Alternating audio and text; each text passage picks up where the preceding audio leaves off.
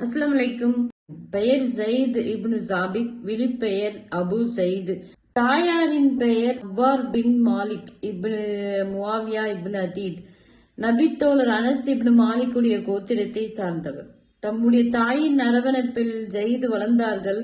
அடைந்த ஜயித் ரலியல்லாஹு அன்ஹு அவர்கள் அண்ணல் நபி ஸல்லல்லாஹு அலைஹி வஸல்லம் அவர்கள் ஹிஜ்ரத்து புலம்பெயர்ந்து மதினா வந்து சேர்வதற்கு முன்பாக 17 குர்ஆன் அத்தியாயங்களை மனனம் செய்து கொண்டார்கள். பிரிவுகளிடையே பல சண்டைகள் நடைபெற்றன.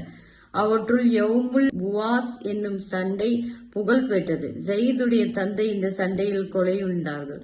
ஹிஜ்ரத்திற்கு 5 ஆண்டுகளுக்கு முன்னதாக இந்த சண்டை நடைபெற்றது. அப்போது ஜயிதின் வயது 6.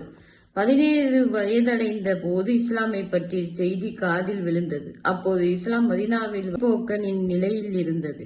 இஸ்லாமின் முதல் அழைப்பாளர் முஸ்அப் இப்னு உமைர் ரலியல்லாஹு அன்ஹு அவர்கள் மதீனாவில் தௌஹீத் ஓரிரை கொள்கையை பற்றியும் ரிசாலத் இறைவனின் தூதரை பற்றியும் மக்களுக்கு அறிமுகப்படுத்திக் கொண்டிருந்தார்கள். சிறு வயதிலேயே இஸ்லாமை ஜயித் ஏற்றுக்கொண்டார்கள். அவருடைய வாழ்க்கை ஆரம்ப காலத்திலேயே சிற்கில் இருந்து தூய்மை பெற்றதாக திகழ்கிறது. தொடரும் ஜயித் இப்னு ஜாபித் ரலியல்லாஹு அன்ஹு அவர்களின் வாழ்க்கை மறக்காம அஜிலஸ் இஸ்லாமிக் வேர்ல்ட சப்ஸ்கிரைப் பண்ணிக்கோங்க. அஸ்ஸலாமு அலைக்கும் வரஹ்மத்துல்லாஹி வபரகாத்துஹு.